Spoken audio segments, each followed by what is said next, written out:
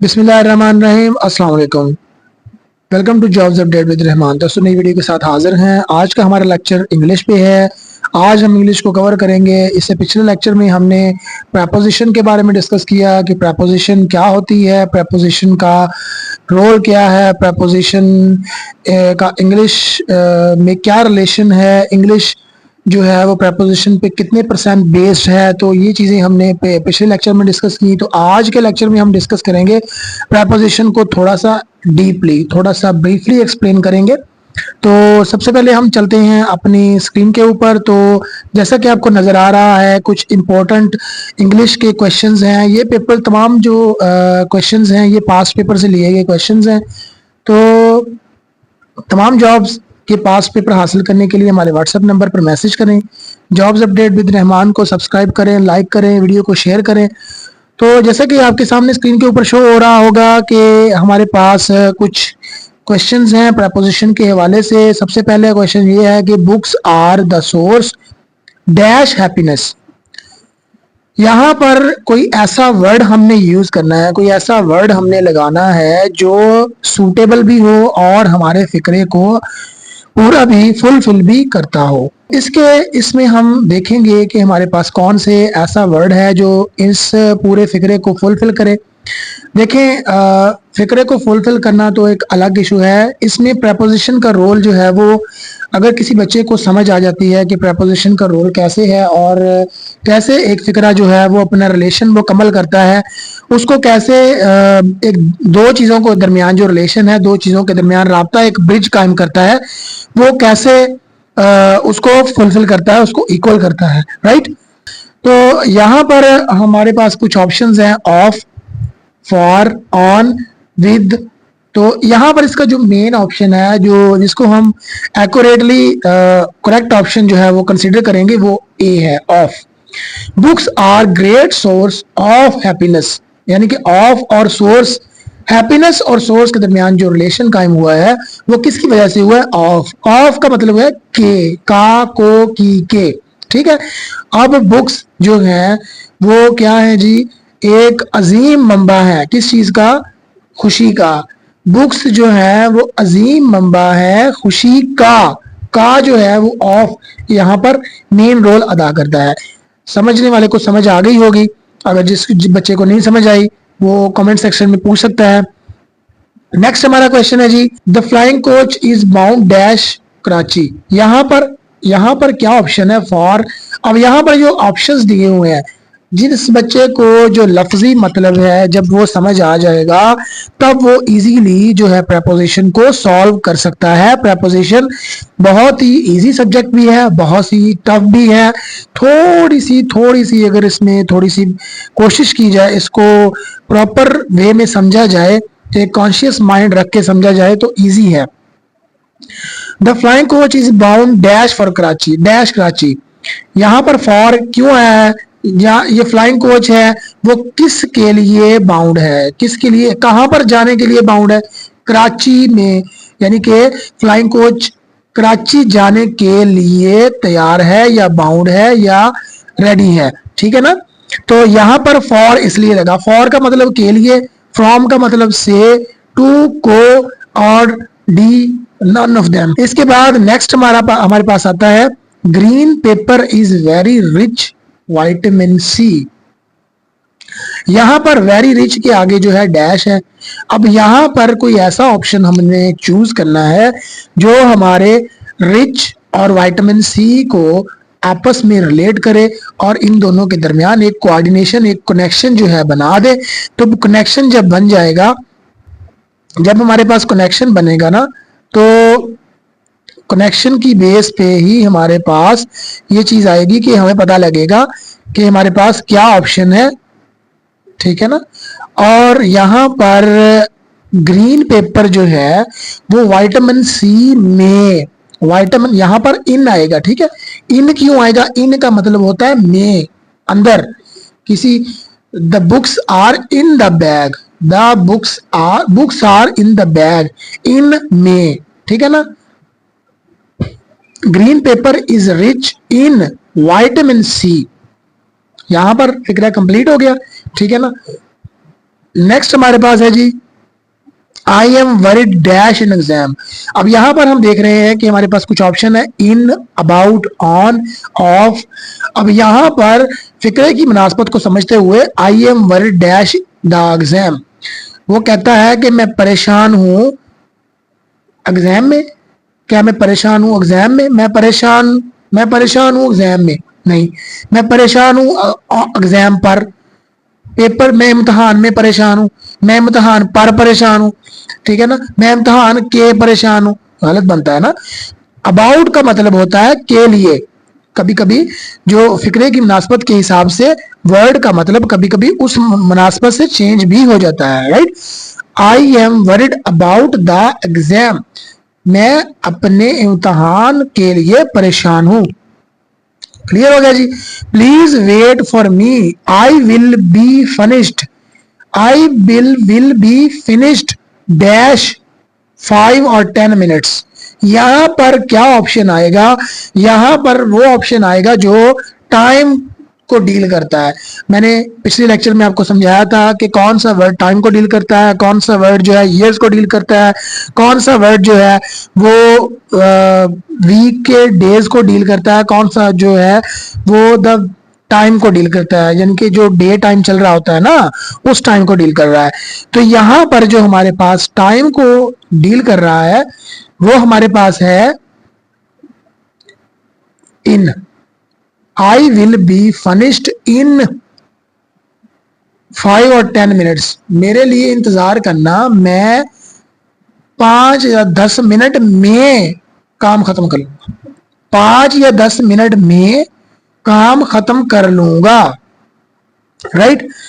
Next हमारा option है जी, हमारे पास प्रपोजिशन के तकरीबन 140 एमसीक्यू यहाँ पे हैं। ये डिफरेंट पेपर्स में डिफरेंट एमसीक्यूज आए हुए हैं, लेकिन प्रपोजिशन जो है वो सबकी सेम होती है। इंग्लिश का जो लेक्चर है वो तमाम पेपर्स के लिए सेम होता है, ठीक है ना।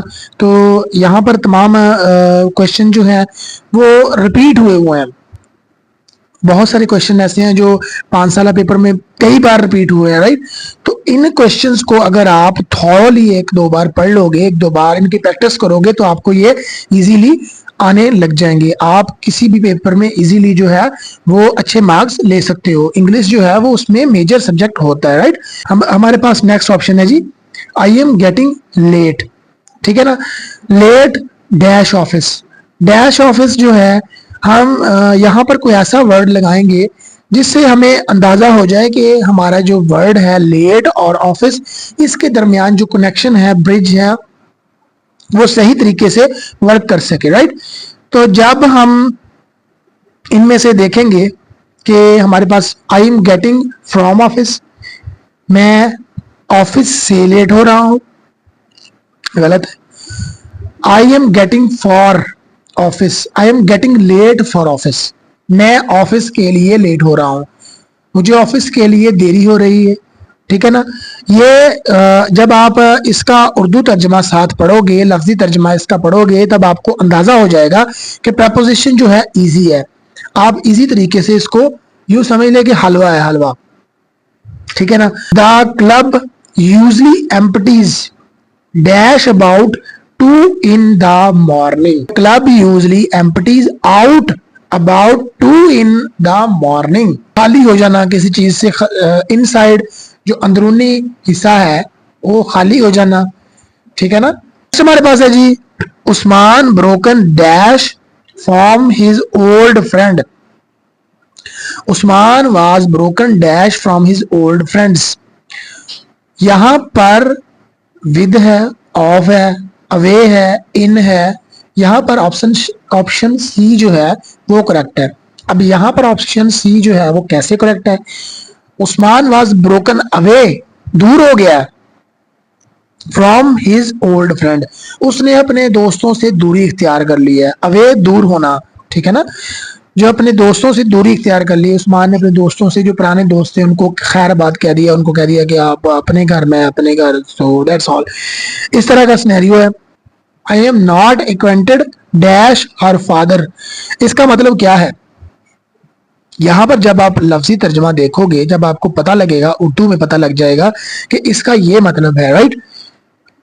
ये जो हमारे पास लाइन है इसका क्या मतलब है? इसका मतलब ये है कि जब हम किसी इंसान से या किसी चीज़ से या किसी ऐसी टेक्निक से अनफेमिलियर हो, हमें उस चीज़ के बारे में कम इल्म हो, हम कम नॉलेज रखते हो, तो हमारे पास एक वर्ड आता है एक्वेंटेड। ठीक है ना? एक्वेंटेड इसका मतलब क्या होता है? अनफेमिलियर, कम नॉलेज रखना। ठीक है ना? I am not acquainted dash her father. अब यहाँ पे क्या आएगा? ऑफ नहीं आएगा। ठीक है ना? एक्वेंटेड ऑफ एट विद, मैं उसके बाप से फेमिलियर नहीं हूं या मैं उसके बाप को ज्यादा जानता नहीं हूं। ठीक है ना? नेक्स्ट जो है, Sana is not known dash me to me.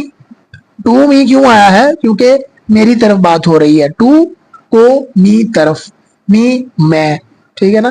I am not, she is not, sorry, she is not known to me, she is not known to me. Don't bother me, don't bother me 3 o'clock at night. अब यहाँ पे मैंने पिछले lecture में बताया कि eight जो है वो at noon, at night, to night, to night तो नहीं, सॉरी, एट नाइट, ये जो है ना एट यहाँ पे यूज होता है। कैटेगरीज होती हैं। अब यहाँ पे क्या है? एट।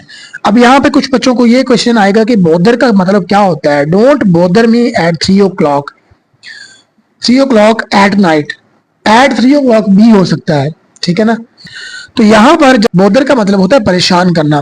मुझे 3 बजे परेशान ना करना, रात के 3 बजे परेशान ना करना। ठीक है ना? My sister is bad at maths. यहाँ पर कुछ बच्चे जो है वो गलती करते हैं। इन मैथ आ सकता है, कहते हैं ऑन मैथ आ सकता है। नहीं, जहां पर कुछ प्रॉपर नाउन और कॉमन नाउन या किसी एडजेक्टिव की बात हो रही हो तो वहां पर किसी एडजेक्टिव, एडजेक्टिव का मतलब होता है इसम सिफ्त। इसम सिफ्त क्या होते हैं? किसी चीज की खूबी और बुराई बयान करना, किसी चीज की अच्छाई और बुराई बयान करना। ठीक है ना? बुराई का मतलब यह है कि वो उसमें अच्छाई है, he is a good person, अच्छाई है। ठीक है ना? My sister is bad at math. ठीक है ना? मैथ में वो बुरी है या उसका मैथ वीक है। At math, he is accustomed dash hot weather, उसने गर्म माहौल के मुताबिक अपने आप को ढाल लिया। He is custom to hot weather. ठीक है? To hot weather. I was amazed dash his misbehaviour in eight.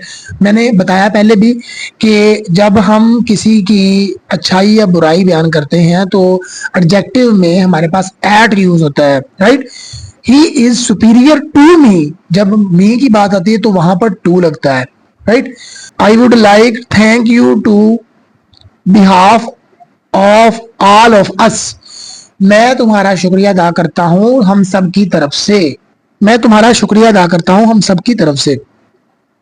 Please don't interfere dash my personal affair in and out of. In, मेरे पर्सनल मामलात में दखल अंदाजी मत करो।